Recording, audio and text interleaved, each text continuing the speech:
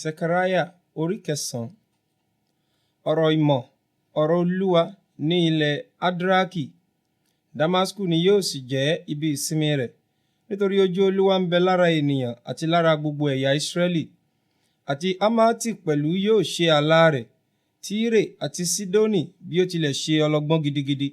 Tyre sì mọ odi líle fún ara rẹ̀, ó sì kó fàdákà jọ bí ekuru àti wúrà dáradára bí ẹrẹ̀ ìta. Kíyèsí, Olúwa yóò ta á nù, yóò sì kọlu ipá rẹ̀ nínú òkun, a ó sì fi iná jẹ ẹ́ run. Aṣkeloni yóò rí, yóò sì bẹ̀rù. Gasa pẹ̀lú yóò rí, yóò sì káàánú gidigidi, àti Ekroni, nítorí ojú ò ti ìrètí rẹ̀.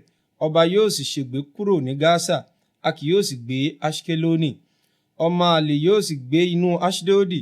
Èmi yóò sì ké ìríra àwọn Philistine kúrò, èmi yóò sì mú ẹ̀jẹ̀ rẹ̀ kúrò lé ẹnu rẹ̀, àti ohun ìríra rẹ̀ wọ́n nì kúrò láàrin eyín rẹ̀. Ṣùgbọ́n ẹni tí ó kù, àní òun náà ni yóò jẹ́ ti Ọlọ́run wa, yóò sì jẹ́ bí baálẹ̀ kan ní Juda, àti Ekroni bí Jebusi. Èmi yóò sì dó yí ilẹ̀ mi ká nítorí ogun, nítorí ẹni tí ó ń kọjá lọ, àti nítorí ẹni tí ń padà bọ̀. Kò sí aninilára tí yóò là wọ́n já mọ́, nítorí nísinsìnyí ni mo fi ojú mi rí. Yọ̀ gidigidi, ìwọ ọmọbìnrin Sioni, ó ìwọ ọmọbìnrin Jerusalẹmu.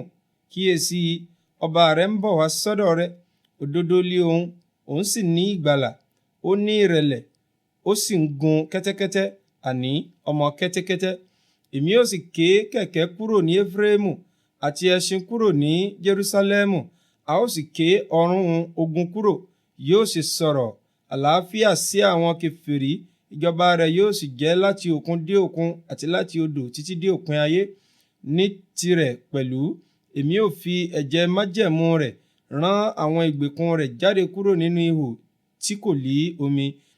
Ẹ padà sí odi agbára, ẹ̀yin òǹdè ìrètí. Àní lónìí yìí èmi sọ pé, èmi yóò san fún ọ ní ìgbà méjì, nítorí mo fa Juda lé bí ọrùn mi, mo sì fi Efraimu kùn, mo sì gbé àwọn ọmọ rẹ̀ ọkùnrin dìde.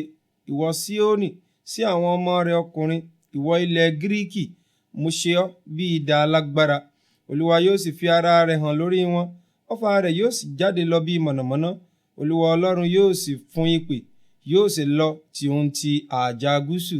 Olúwa àwọn ọmọ ogun yóò dáàbò bò wọ́n, wọn ó sì jẹ nírun, wọn ó sì tẹ òkúta kànnàkànnà mọ́lẹ̀, wọn ó sì mú, wọn ó sì pariwo bí nípa ọtí wáìnì, wọn ó sì kún bí ọpọ́n àti bí àwọn igun pẹpẹ.